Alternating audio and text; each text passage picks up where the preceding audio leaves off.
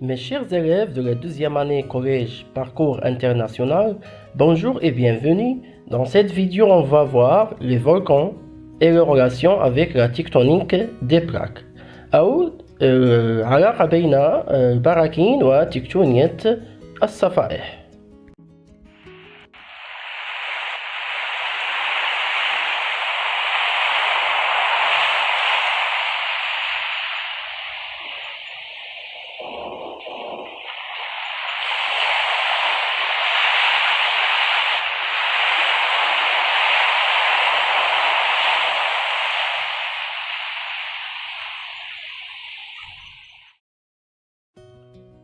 On va commencer par la situation de départ. Dans le monde, il y a environ 1500 volcans actifs répartis au niveau des zones précises du globe terrestre, dans les continents, les océans et les îles. Grande question, quels sont les éléments d'un volcan? Quels sont les types d'éruptions volcaniques? Et quelle est la relation entre les volcans et la tectonique des plaques?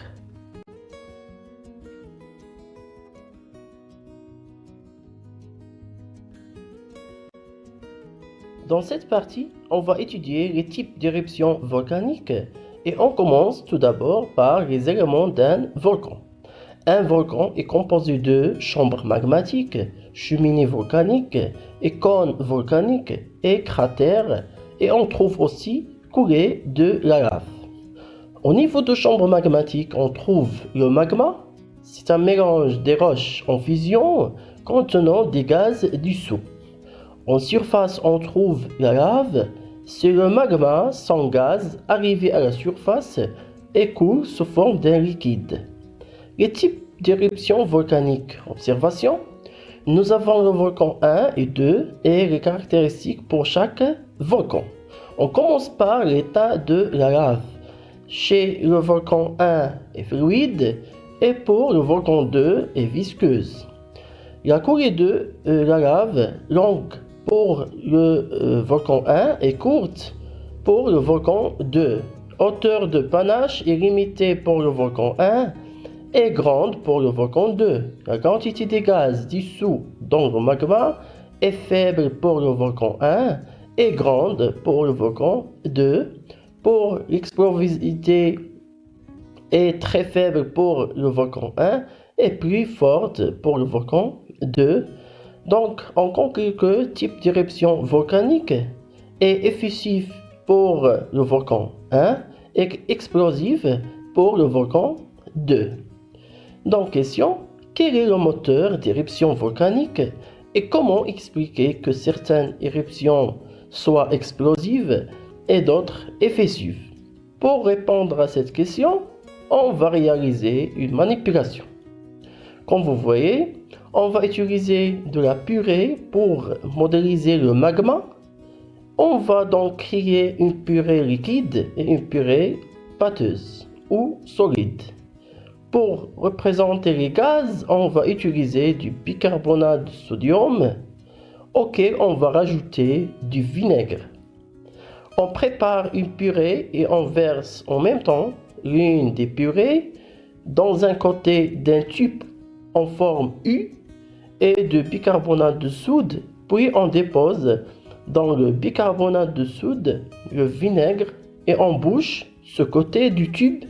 Donc si on ajoute comme résultat, si on ajoute le vinaigre, on observe dans le cas de la purée liquide la sortie en colonne, alors que dans le cas de la purée épaisse, la sortie en morceaux. Donc, comment expliquer ces résultats?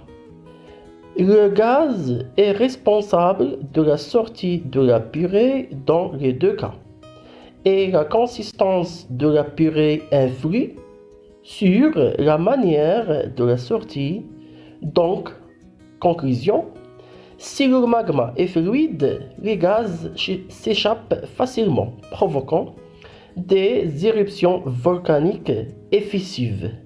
Et si le magma est visqueux, les gaz s'échappent difficilement, provoquant des éruptions explosives.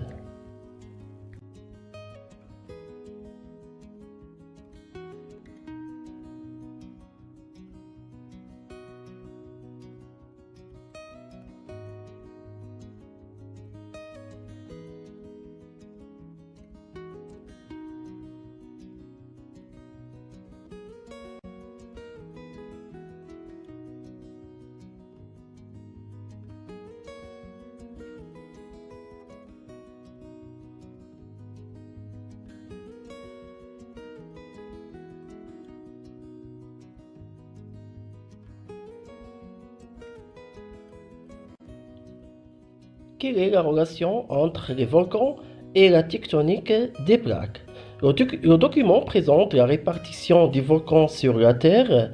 On observe que la plupart des volcans sont répartis dans les frontières des volcans, ce qui montre qu'il y a une relation entre le déplacement des plaques et l'activité volcanique.